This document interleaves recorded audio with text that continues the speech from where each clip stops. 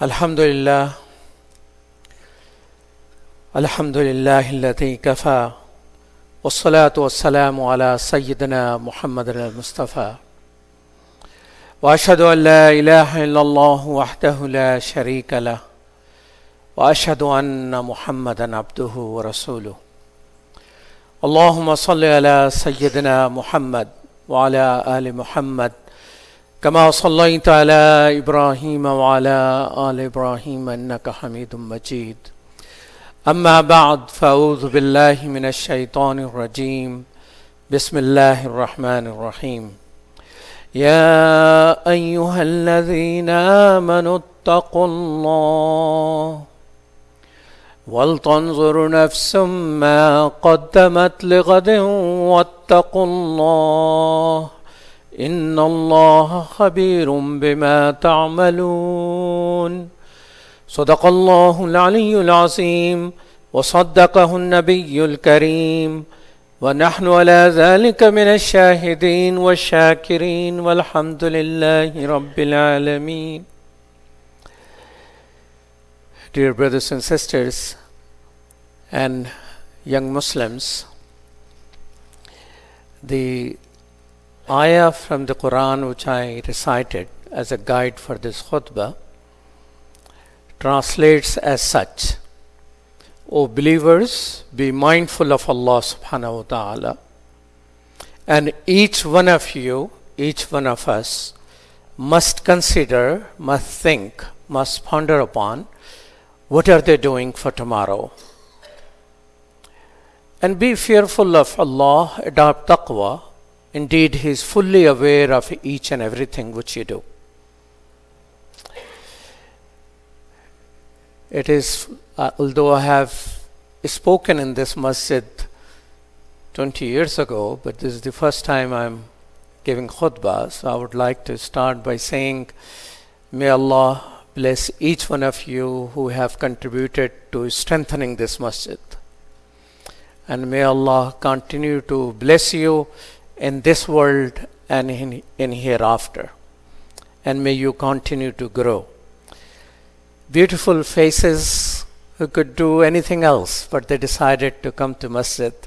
May Allah keep your heart in masjid. May He continuously protect you and your children, inshallah.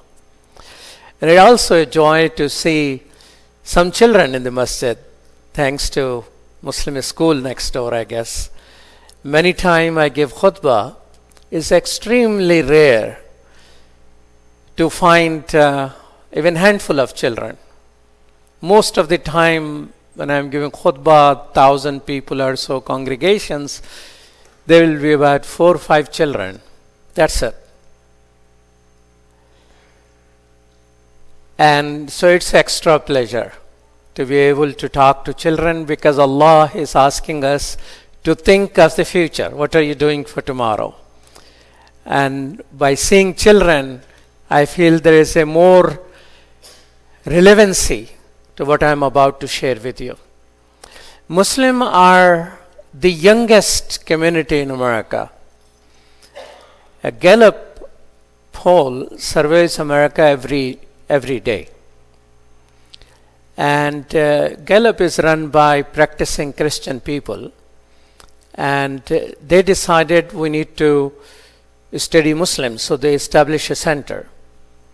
And instead of appointing some Christian or a Jew in charge of it, they appointed a practicing Muslim who heads the Gallup survey.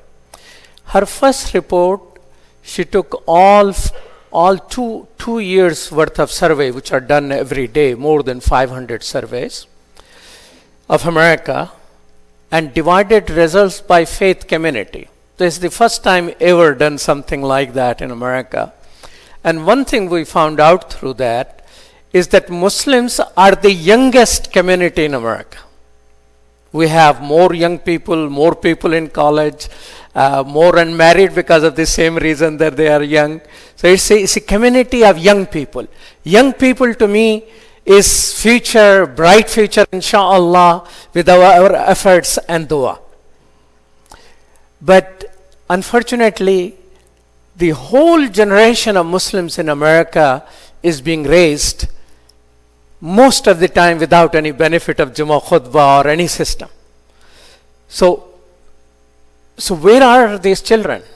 What's happening with them is a concern which has brought me to your town. I'm from Chicago. My name, as brother mentioned, is Abdul Malik Mujahid, and I have dedicated my life to working on children and our future. So where are these children? If we are 5-6 million people in America, there got to be 2-3 million children. Children are always in majority.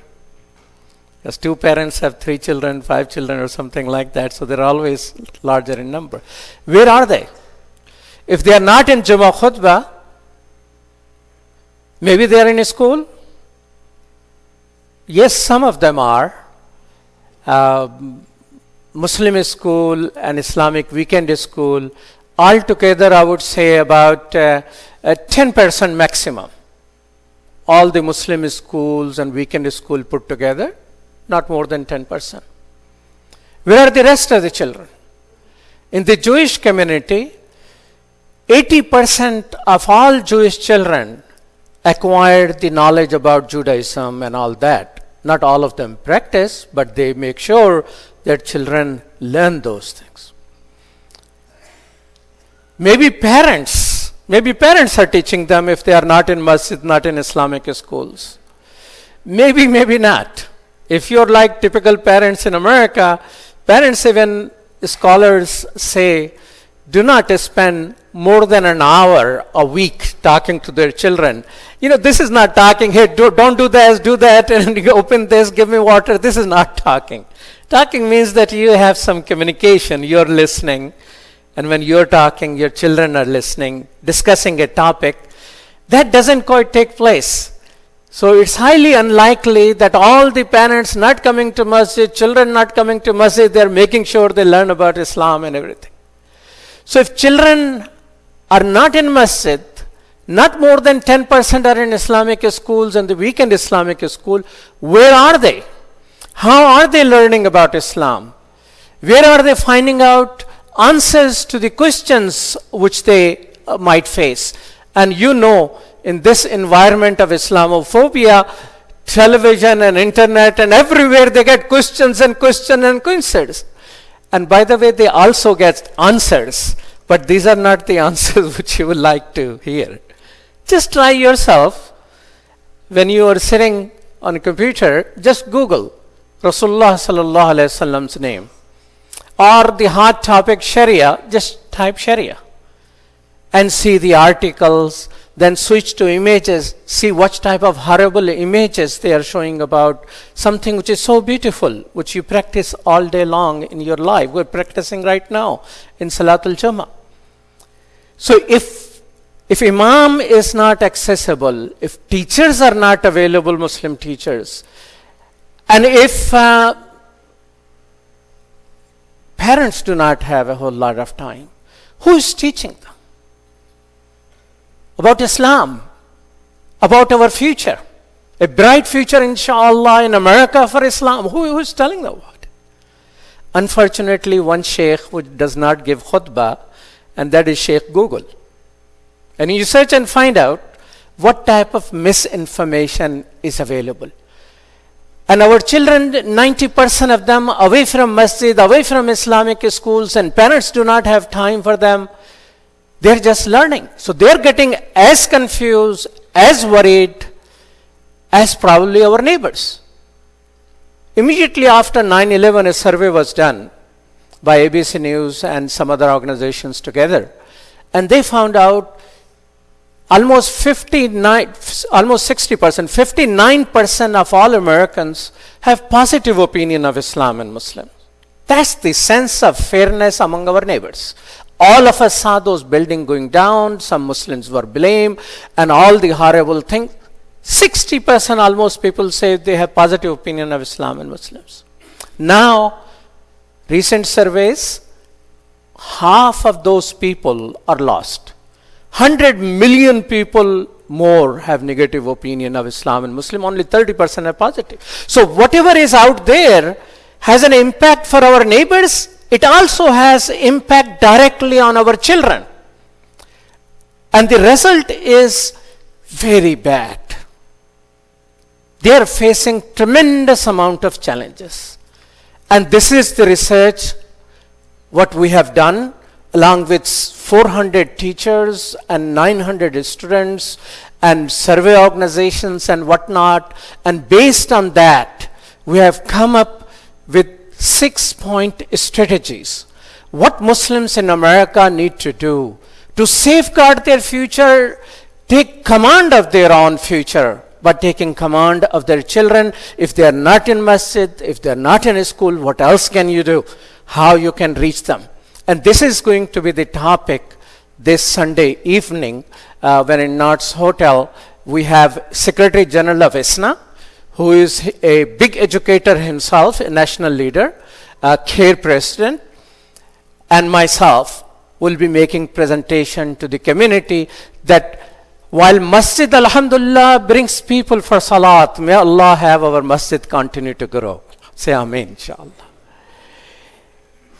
They take care of Salat and Zakat and marriage and funeral and everything. CARE stands up and fights for Islam and Muslims. That's why we support them. ISNA, your Imam, mashallah, who invited me to give khutbah here today, he used to be president of ISNA. ISNA brings Muslims together. What Sound Vision does is, it thinks strategically what needs to be done for our children, our future. And I like all of you. Brother Kamal, the Shura Council's leader, is here. Brother Kaleem, Shura Council's leader, is here with me. And I like to see how many of you, inshallah, could come. But I will share with you something which you can do now. وَقُولِ قَوْلِ هَذَا وَاسْتَغْفِرُ اللَّهَ لِي وَلَكُمْ وَلِسَائِرِ الْمُسْلِمِينَ.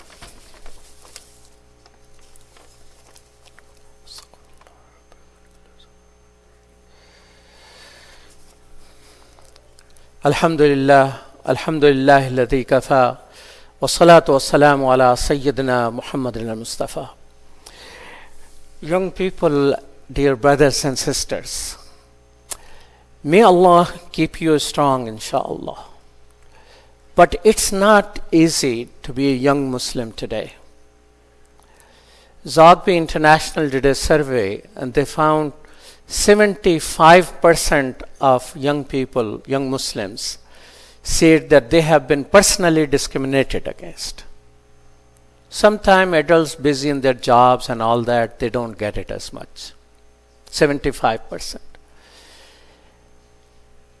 30% of them say, it's a Columbia University survey, that Muslim children in public schools, 30% of them have been stopped by police because of religious profiling and because of this and that. 30%. So if you have 3 children, it's likely one of them might have gone through that. 7% of children are physically beaten up. Literally beaten up. Not just talk, but they have been beaten up because they are Muslim. There is also a Columbia University survey. It's not easy to be a young Muslim. And some of them, alhamdulillah, are turning towards Islam, learning about their faith, asking their parents, connecting with masjid, and growing up as a strong people.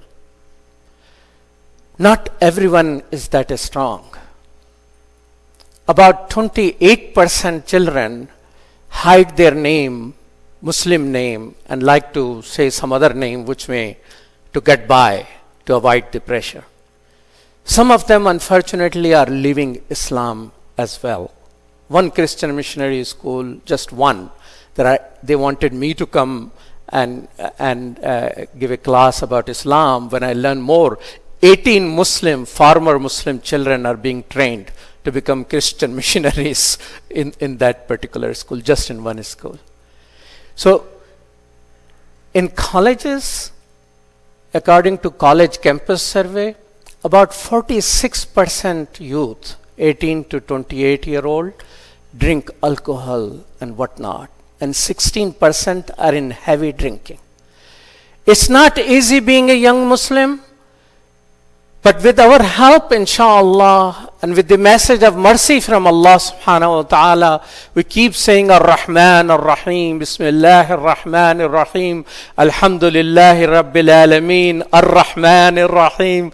This is the message of mercy and maghfirah. Rasulullah sallallahu alaihi wasallam was able to win over people who were mushrikeen and nasara and used to be drunk and all type of haram. So there is no need to lose hope. But we need to think strategically. And one of the strategy, there are 6 strategies we are going to share inshallah Sunday evening, and I like all of you to come. But one of the strategy is that you take charge of yourself. Your children, if you have grown up, your grandchildren, your relative and their children, if you have certain amount of time, 50 hours available outside your job, you need to think how much of that time you are allocating for children, for younger people. Not just telling them about this and that, but listening to them also. There is a great deal which you can learn from them, I can tell you this. There is a great deal which you can learn. If you are going to listen to them, they are going to listen to you as well. It's a relationship issue. You know, Allahu Akbar, Allah is the greatest. Allah says, you remember me, I'll remember you. Udhkuruni azkurkum. You remember me, I'll remember you. So that's Allah. And children, they also expect that type of relationship. So how much time do you allocate? And how do you run your family? Have you learned that man is in charge of the family and you're a little dictator in the family sitting with a face like this and telling people what to do? Or you have learned from Rasulullah sallallahu alayhi wasallam, who says, وَأَمْرُهُمْ شُورَى بَيْنَهُمْ, as Allah subhanahu wa ta'ala has revealed to him and for us, that you run your affairs in consultation. So if you're sitting together, you're thinking together, and when you're thinking, guess what? Ramadan is almost here, isn't it? Just next month. Not very far away. And lot of people don't even fast. Survey says Muslim, only 50% claim that they fast in America. I'm very happy to hear that, because people who say they pray 5 times is a way less than that. So, but many people don't understand. I was sitting in a train in Chicago in Ramadan, and some person from a campus came in. He knew me, and he had the, that funny bottle in a brown glass. You know what it is in there? And he's drinking. And looks at me. He says, hey, how come you didn't tell me Ramadan began? Without me saying anything. May Allah guide him. I recently found he was helping build a masjid. People come back. Allah is merciful. But as Ramadan is coming, can you do a family shura about Ramadan? And plan who are your relatives? Everybody, everywhere. Connecting with them, Ramadan is coming, asking everybody to do their halaqah and do the shura, what we're going to do, how we'll plan. Not that put all the cooking and dump that on the sisters. Can we participate? Can we have less food instead of more food in Ramadan? Ramadan is about hunger. Ramadan is about feeling that. If you overload and gain weight, you lost one of the purpose, So planning about that. Lessening the burden of cooking, sharing the workload, learning about Quran, how much Quran we are going to read. If we memorize these surahs, how many of those surahs we understand? And I was talking in a neighborhood where children are all Arab, because it's Arab neighborhood. And while talking to those couple of interns, I recited a verse of the Quran, and I sort of assumed they know it because they could speak Arabic. Then wait a minute, did you understand what I just said? So, so sorry, Brother Mujahid, I didn't understand. I said, but that's Arabic. She just looks at me and looks down. I say, yes, I'm born from Arab American parents, but I don't understand my Quran. So what surah do they know? Do they understand it? Can you work with them? Can this Ramadan can turn around your relationship with your own children? So think of Ramadan. And many people who come to Salat, Jummah, a good number of them don't offer the regular 5 times salat. So my brothers and sisters, keep coming to masjid, keep offering your salat, make little musalla in your own home if you cannot come to the masjid. Have one child give adhan, as many Muslims do, and they pray together, including brother, sister, husband and wife together. You need to make sure, and then you pray. And then you pray for your children, your relatives' children, and you connect with them, then you pray for all children because we believe all children are Muslims, right? Until they grow up and they choose something for themselves. So it is extremely important, my brothers and sisters. It is not easy to be young Muslim. It is difficult. Let's adopt a strategy. Let's think. Let's pray. And let's think and plan again. How do we strengthen, how do we allocate more time and more money to take care of our future? Allah subhanahu wa ta'ala has told us in the ayah, O believers, be mindful of Allah. Each one of you must consider personally, individually, what are you doing for tomorrow? Inshallah, a brighter day tomorrow, a better day tomorrow, when more children are connected with Islam and Muslims and our future is bright. Ya Allah, strengthen the heart of the believers. Ya Allah, those children who are coming to masjid, Ya Allah, they become our leaders, Ya Allah. Ya Allah, give them iman.